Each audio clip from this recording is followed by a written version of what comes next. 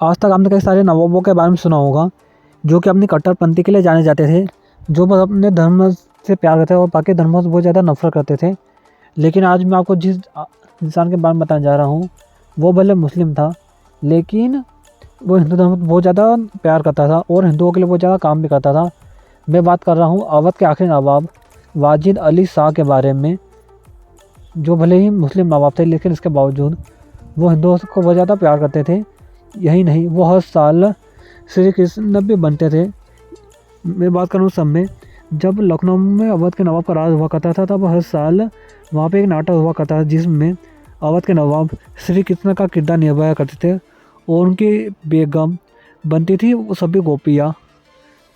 ये और इसके अलावा अवध के नवाब कई बार तो साधु भी बन जाया करते थे, लेकिन इसमें अंतर ये था कि साधु में वो जो भस्म लगाते थे वो नॉर्मल नहीं थी, बल्कि महंगे मोतियों की राख से बनी हुई थी। यानी शौक भले कैसा हो लेकिन नवाबी कम नहीं होनी चाहिए। इसके अलावा ये नाटक बहुत दिनों तक चलता था, जिसे देखने के लिए कई दूर दूर से लोग आते थे। लेकिन उसमें शर्त ये थी कि जो भी लोग ये नाटक देखने आते उन्हें भगवा कलर के कपड़े पहनना जरूरी था, और भगवा कलर हिंदू धर्म में बहुत ज़्यादा पवित्र माना जाता है। इसके अलावा अवध के नवाब हिंदू धर्म को बहुत ज़्यादा मानते थे। यही नहीं, वह उस समय वहाँ के लोग उन्हें सेक्युलर राजा भी कहा करते थे, जो धर्म में कभी अंतर नहीं किया करते थे। उस समय अवध के राजा वाजिद अली शाह को ये तक कहा जाता था कि उन्होंने हिंदुओं के लिए बहुत ज़्यादा काम करा। उनके समय अवध बहुत ज़्यादा खुशहाल देश था। इतिहास का तो ये तक कहना है कि वाजिद अली शाह धर्म जात पात पर बिल्कुल भी विश्वास नहीं करते थे। वो सभी धर्मों को एक समान मानते थे।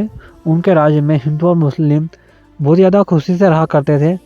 उनके समय पर हिंदुओं ने उनका खूब सपोर्ट भी करा था। एक बार जब उनके दरबार में शिया और सुन्नी लड़ाई करके आ रहे थे और वो नवाब के पास आए, तो नवाब ने दोनों को बाहर निकाल दिया दरबार से। उनका कहना था कि शिया और सुन्नी मेरी दो आँखों की तरह है और मैं नहीं चाहता कि ये दोनों आपस में लड़े और मैं इनको नहीं देख सकता। वो इतने ज़्यादा दयालु थे क्योंकि दयालु के किस्से आज भी लोगों के जबान पे सुनाए जाते हैं। उन्होंने अवध पे कई सालों तक राज करा था।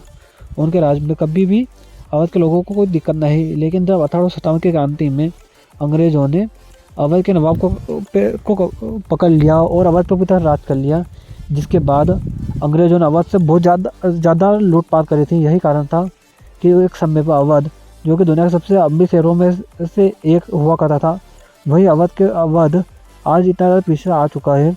दोस्तों, उस समय अवध की राजधानी लखनऊ हुआ करती थी, जो पूरी दुनिया में विश्व प्रसिद्ध थी। लेकिन अंग्रेज़ों की लूटपाट के बाद ये पूरी तरह से बर्बाद हो गई।